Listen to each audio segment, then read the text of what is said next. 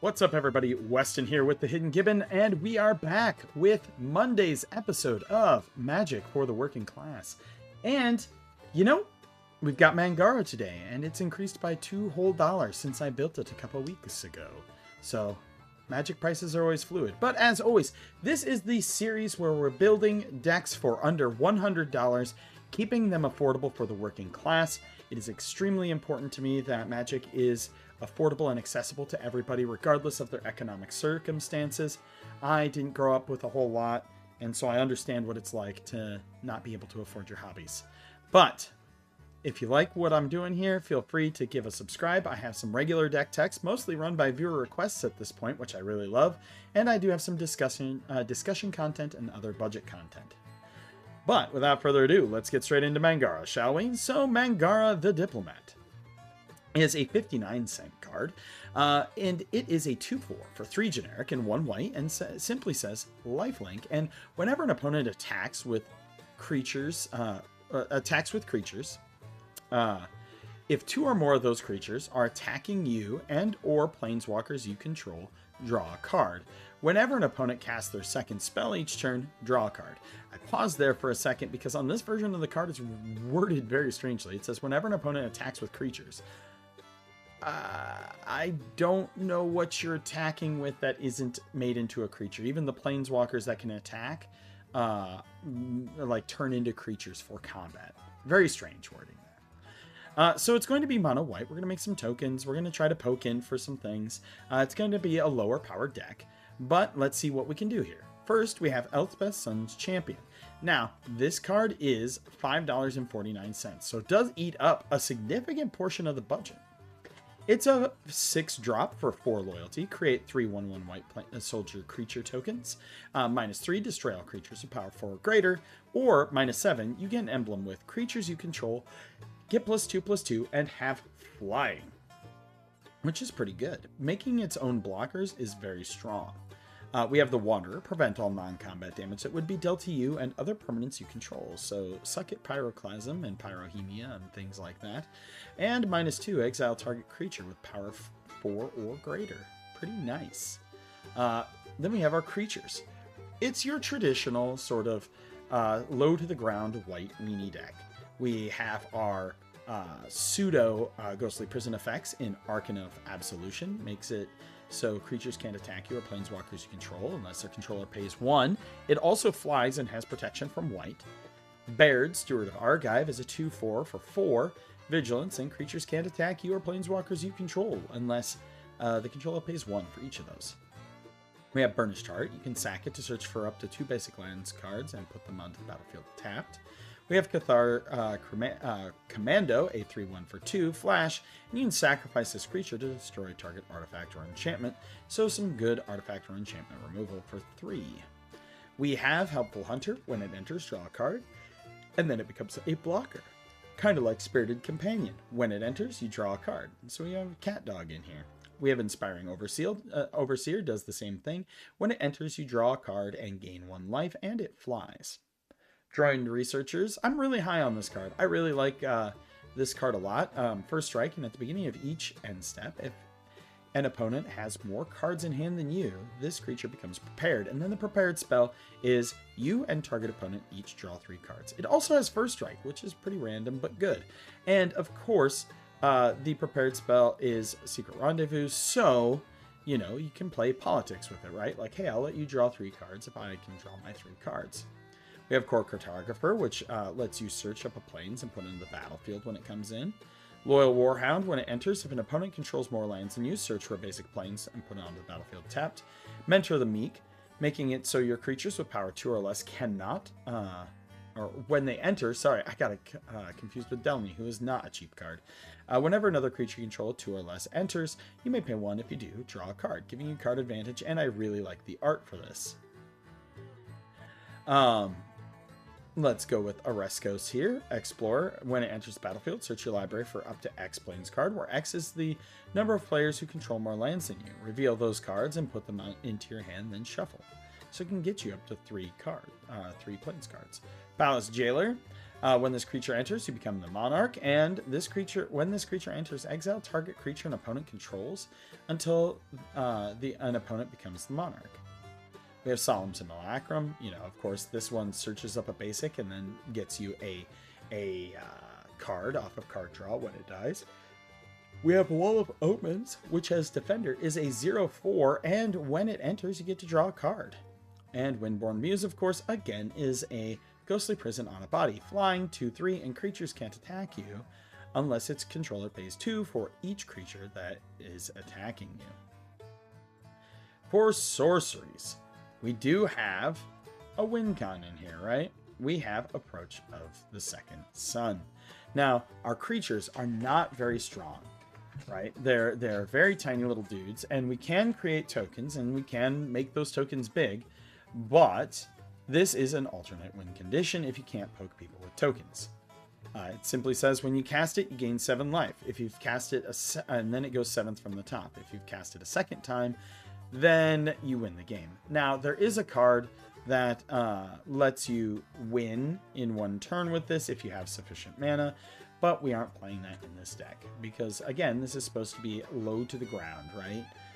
Like in terms of power, because we want it to, because at budget level, you're not going to be hanging with the big dogs up top. We have Austere Command, Dusk and Dawn, Fumigate, and Day of Judgment, as well as Ravnica at War for our Wrath effects. Ravnica at War is very, very good in this deck because it exiles all multicolored permanents in a Romana white deck. We have Consul's Judgment, so starting with you, each player votes for a non-land permanent you don't own. Exile each permanent with the most votes or tied for the most votes. Cut a deal. Each opponent draws a card, then you draw a card for each opponent who drew a card this way. The old GOAT itself, Decree of Justice, which used to see Legacy play back in the day. You can pay double X and 4 to create X for white angel creature tokens with flying, or you can cycle it. And when you cycle it, you get to discard it and then you draw a card, but you can pay an additional X. If you do, create X 1/1 white soldier creature tokens. Not bad. Gift of Estates. If an opponent controls more lands than you, you can search up to 3 plains cards and put them into your hand. Late for Dinner. Return target creature card from your graveyard to the battlefield and create a food token. Lay Down Arms. Exile target creature with mana value less than or equal to the number of plains you control. Its controller gains 3 life. This card is not bad. It really is not the worst thing imaginable. Restoration Seminar. Return target non-land permanent card from your graveyard to the battlefield with Paradigm. So once it goes off once, it reoccurs every main phase. Use this on your little dorky dudes that draw you cards and then are chump blockers. Then we have the original Secret Rendezvous. You and target opponent each draw 3 cards. And Savine's Reclamation. Return target permanent card with mana value 3 or less from your graveyard to the battlefield. If this was cast from a graveyard, because it does have flashback, copy it and choose a new target. So you get to have 2 things back with flashback. For instance, we have Angel Song. Prevent all combat damage that would be dealt this turn. Cycle it. Brave the Elements. Choose a color. White creatures you control gain protection from the chosen color. Condemn. Put target attacking creature on the top or on the bottom of its owner's library. Its controller gains life equal to toughness. We have Crib Swap, which exiles a creature. They get a 1/1 shapeshifter. Disenchant, the OG. I have a stack of disenchants from like all of the old sets that's like this big. Just in some bulk that I got. Generous Gift. Kill a creature. They get a 3/3 harsh annotation. Kill a creature. They get a 1/1 white flying inkling. Holy Day is White Fog. We have Make a Stand. Creatures you control get +1/+0 and indestructible until end of turn. Mandate of Peace. Cast this only during combat. Your opponents can't cast spells. End the combat phase. So this is somebody swinging at you. This is like a fog effect. We did run Path to Exile and Swords to Plowshares, despite them being $2.50, which did push the budget up a little bit. For removal, Rebuff the Wicked. Counter target spell that targets permanent you control. We have Reprieve. Return target spell. Oh, I did put Reprieve in here. Okay, friends, this is the card that goes with Approach of the Second Sun. You play Approach of the Second Sun, you play Reprieve, it goes back to your hand, and then you can play Approach of the Second Sun again to win the game. Return to Dust, exile target artifact or enchantment. If you cast it during the main phase, you do 2. Riot Control, you gain 1 life for each creature your opponents control. Prevent all damage that would be dealt this turn. One more note about the Reprieve. you do have to have an obscene amount of mana, so it is going to be well broadcasted. Also, you're not copying the spell, you're reprieving. Then we have Stroke of Midnight, kill a creature, they get a 1/1. Valorous Stance, you can have target creature gain indestructible until end of turn, or you can destroy target creature with toughness 4 or greater. We have Unwanted Remake, destroy target creature, its controller manifests dread. Unbreakable Formation, creatures you control gain indestructible. If you play it during your main phase, they also get a 1/1 counter on each of those creatures and gain vigilance. Artifacts, Archaeomancer's Map.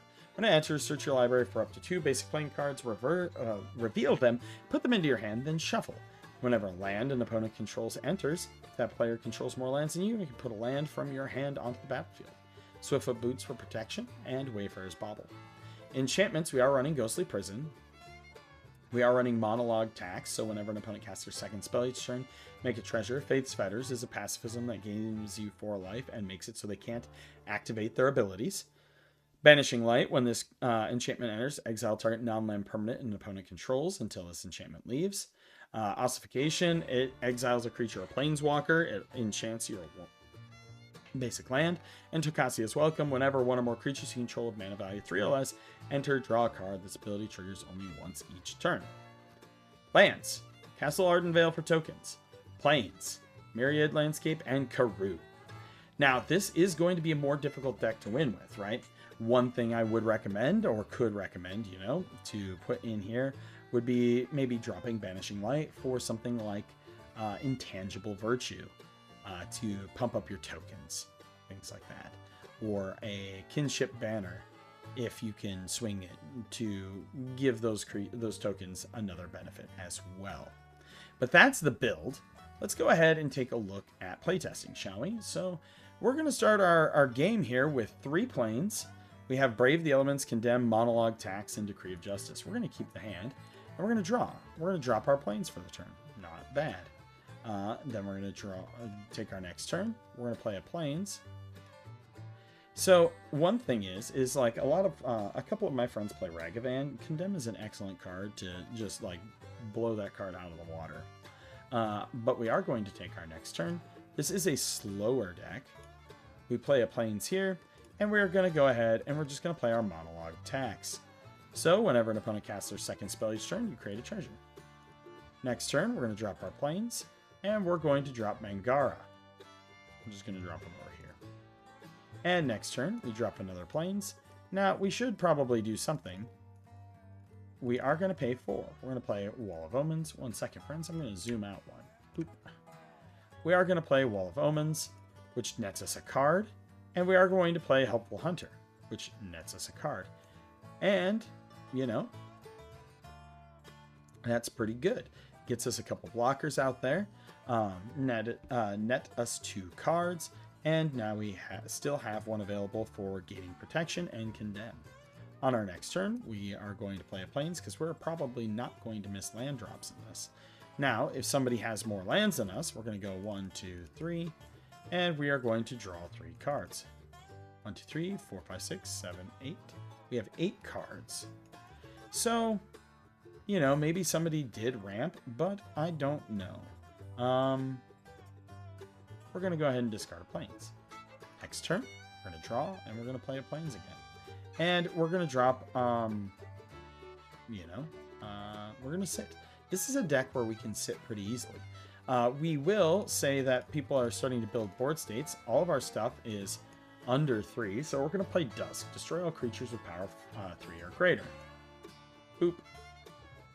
And so those are destroyed. Next turn, we just keep playing our planes and we keep playing the control game. We're going to say that we have to get rid of that. And we are going to say that we have had to use Brave the Elements at this time. But we're also going to say that we will have drawn a couple cards from our opponents. And then our next turn, we draw a bunch. We can Wayfarer's Bauble, Banishing Light, something. Kind of get the gist of it. It is a slow control deck. We can look at one more opening hand. This one has 3 planes. And we do have Windborn Muse, Faith's Fetters, some things to get us to our stuff. But let me know what you think in the comments down below. As always, I am Weston with the Hidden Gibbon, and I hope you all have a wonderful day. What's